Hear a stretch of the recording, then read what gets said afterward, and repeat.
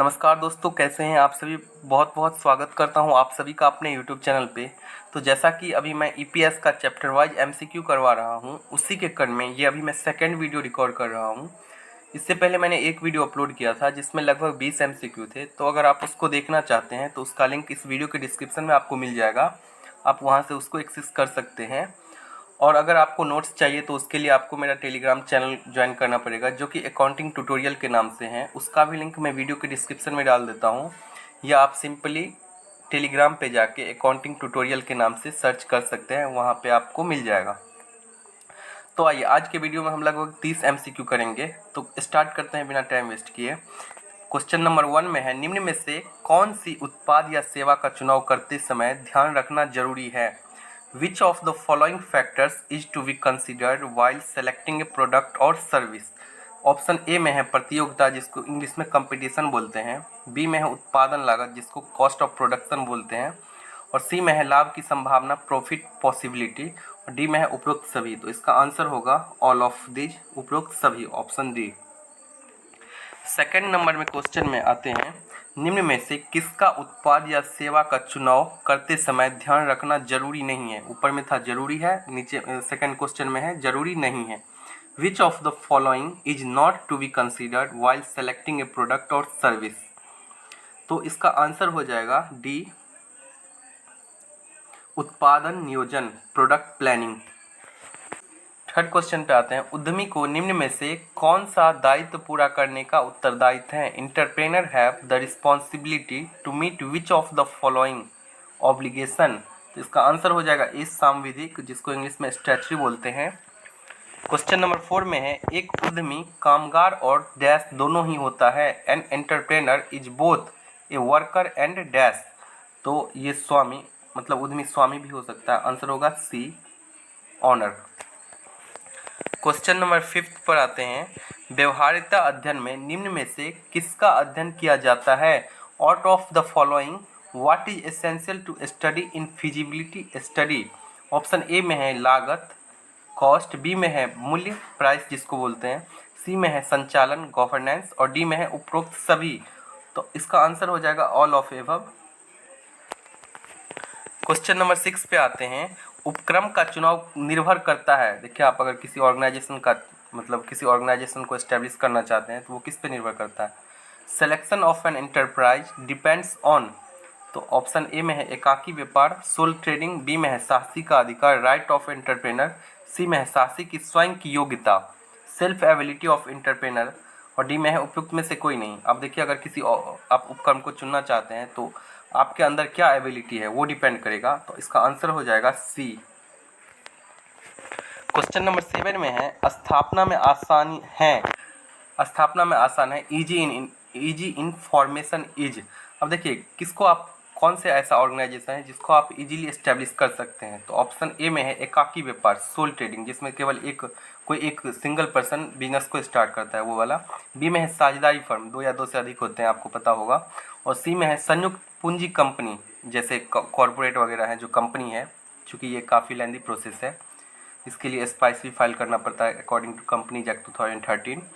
तो डी में है उपयुक्त में से कोई नहीं, नन ऑफ द एबव। तो चूंकि आसानी किस में होती है, सोल प्रोप्राइटरशिप, चूंकि कोई बंदा जब चाहे वो बिजनेस स्टार्ट कर सकता है।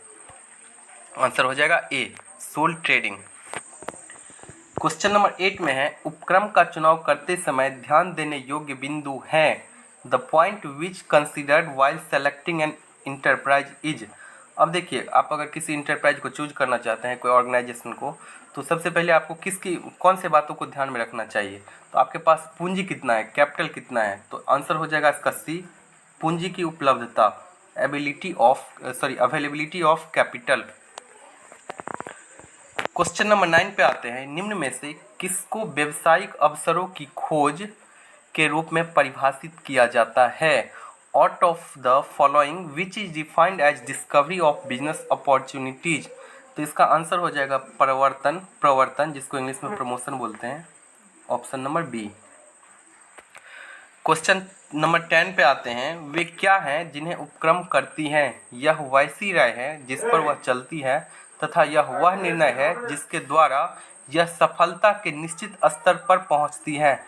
What are the things that enterprise do, the paths they follow and the decision they take in order to reach certain points and level of success? तो इसका आंसर हो जाएगा रणनीतियाँ, चूँकि स्ट्रेटजी आप कैसे बनाते हैं उसी पे डिपेंड करता है कि आपका बिजनेस जो है वो सफल होगा या नहीं होगा। स्ट्रेटजी मतलब क्या, नीतियाँ, रणनीतियाँ। इसका आंसर होगा डी, एक सेकेंड, इसका आंसर होगा डी, रणनीतियाँ, स्ट्रेटजीज। क्वेश्चन नंबर 11 में आते हैं, बाजार में पूर्णता की स्थिति को क्या सृजित करता है जो अंततः बिक्री एवं लाभ में वृद्धि करता है? What creates imperfection in the market which ultimately increase the volume of sales and profit? तो देखिए इसका आंसर हो जाएगा आविष्कार, इनोवेशन। आप क्या आविष्कार करते हैं उस पर आपका सेल जो है डिपेंड करता है। आप अगर नए नए प्रोडक्ट्स लाएंगे तो आपका सेल भी इंक्रीज होगा, आपको प्रॉफिट भी ज़्यादा मिलेगा। तो इसका आंसर हो जाएगा ए, इनोवेशन। क्वेश्चन नंबर 12 पे आते हैं अभी, व्यवसाय की सामान्य योजना का निर्माण आप कैसे करेंगे? How will you formulate general plan of business? तो इसका आंसर हो जाएगा उपरोक्त सभी, जैसे ऑप्शन ए में है उत्पादन नियोजन करके, बाय प्रोडक्शन प्लानिंग करके आप कर सकते हैं व्यवसाय की सामान्य योजना का निर्माण, या क्या कर सकते हैं बाय कॉस्ट प्लानिंग कर सकते हैं, बाय फाइनेंशियल प्लानिंग कर सकते हैं। तो इसका आंसर हो जाएगा डी, उपरोक्त सभी। क्वेश्चन नंबर 13 पे है, 13 में है, यदि उत्पादन छोटे पैमाने पर करना हो तो एक उद्यमी व्यवसाय के किस प्रारूप को पसंद करता है? अगर आप कम प्रोडक्शन करना चाहते हैं तो आप कौन से सेलेक्ट करेंगे, कौन से ऑर्गेनाइजेशन को? An entrepreneur prefers which form of organization if production is to be undertaken on small basis? तो चूंकि मुझे छोटा प्रोडक्ट मतलब कम प्रोडक्शन करना है तो मैं कौन से व्यापार को चूज करूंगा? एकाकी व्यापार, जिसको बोलते हैं sole proprietorship, sole trade. Answer हो जाएगा इसका ए। क्वेश्चन नंबर 14 पे आते हैं, डैश बाजार में पूर्णता की स्थिति को सृजित करता है जो अंततः बिक्री एवं लाभ में वृद्धि करता है। तो अगर आप आविष्कार अच्छा करेंगे तो क्या करेगा, आपकी मतलब बिक्री भी आपका ज़्यादा होगा और प्रॉफिट भी आप ज़्यादा कमाएंगे। तो इसका आंसर होगा बी, आविष्कार। एक सेकेंड यार, हाँ, इसका आंसर हो जाएगा इनोवेशन। क्वेश्चन नंबर 15 पे आते हैं, डैश व्यवसायिक अवसरों की खोज के रूप में परिभाषित की जाती है? Dash is defined as discovery of business opportunities. तो इसका भी आंसर मेरे ख्याल से बी होना चाहिए, आविष्कार। आप एक बार कमेंट करके बता दीजिएगा। अगर आपको लगे कि कोई किसी का ऑप्शन दूसरा होना चाहिए, मतलब किसी का दूसरा आंसर होना चाहिए, तो आप कमेंट कर सकते हैं, उस पर हम सोचेंगे, उसको मतलब कंसीडर करेंगे नेक्स्ट वीडियो में। अब नेक्स्ट क्वेश्चन पे आते हैं, क्वेश्चन नंबर 16, व्यवसाय का डैश भी व्यवसाय के प्रारूप को निर्धारित करता है? The dash of business also determines the form of organization. तो इसका जो है आंसर हो जाएगा साइज, चूंकि बिजनेस का साइज जो है वो। क्वेश्चन नंबर 17 में है, एक सफल उद्यमी में अवश्य ही निम्न गुण होने चाहिए। A successful entrepreneur must possess the quality of the following. देखिए उद्यमी क्या है, जो रिस्क लेता है, जो अनसर्टेन बिजनेस इन्वायरमेंट में अपने आप को इस्टेब्लिश करना चाहता है, वो उद्यमी है। वैसे इसका डिफिनेशन तो काफ़ी ब्रॉड है। तो एक सफल उद्यमी में कौन सा गुण होना चाहिए? तो ऑप्शन ए में है नेतृत्व का, लीडरशिप, बी में है नियंत्रण का, कंट्रोल, सी में है नवप्रवर्तन का, इनोवेशन, और डी में है इनमें से सभी, ऑल ऑफ दीज। तो आंसर होगा इसका इनमें से सभी, आंसर होगा डी। क्वेश्चन नंबर 18 में है, निम्न में से कौन सी व्यवसाय से जुड़ी एक बड़ी समस्या है? Which of the following is a main problem connected with business? तो देखिए बिजनेस से संबंधित कौन सा मतलब प्रमुख समस्या है?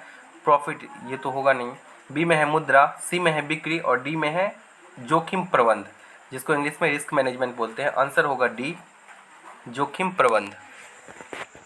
क्वेश्चन नंबर 19 में है, निम्न में से किस पर व्यवसाय की सामान्य योजना का निर्माण निर्भर करता है? Out of the following formulating of general plan of business depend. तो इसका आंसर हो जाएगा बी, संयंत्र एवं उत्पाद नियोजन, प्लांट एंड प्रोडक्शन प्लानिंग।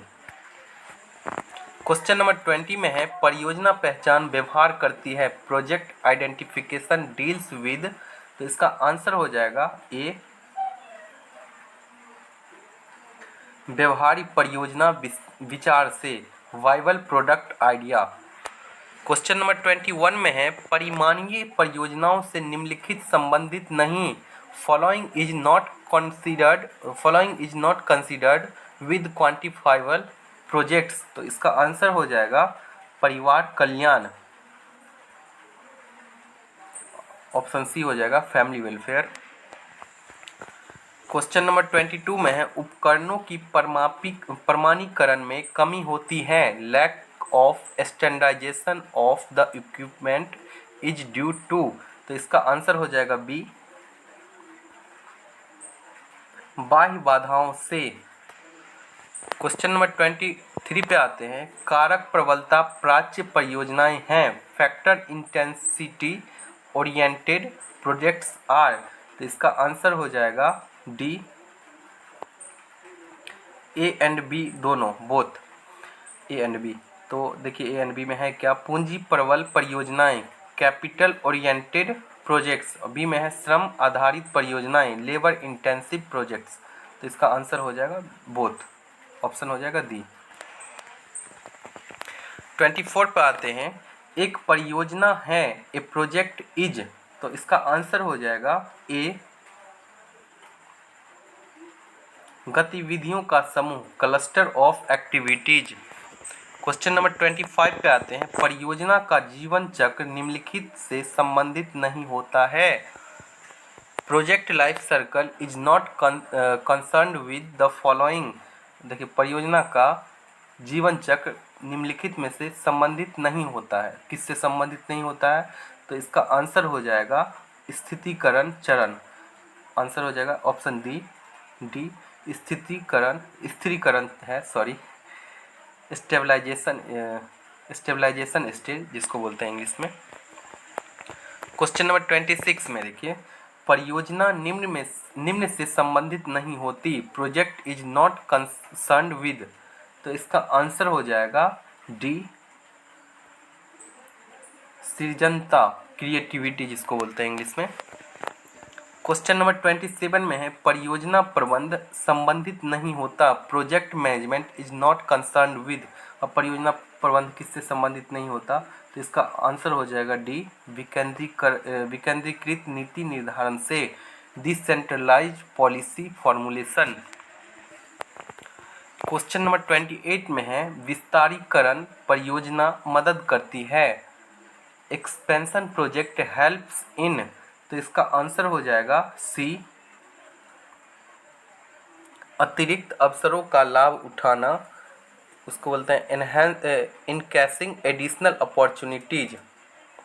उसके बाद नेक्स्ट क्वेश्चन पे आते हैं, लास्ट क्वेश्चन जो है जो आज के लिए, आधुनिकीकरण सुधारता है, मॉडर्नाइजेशन इम्प्रूव्स, तो इसका आंसर हो जाएगा क्षमता को, मॉडर्नाइजेशन किसको सुधारता है, तो कैपेसिटी, आंसर हो जाएगा इसका डी।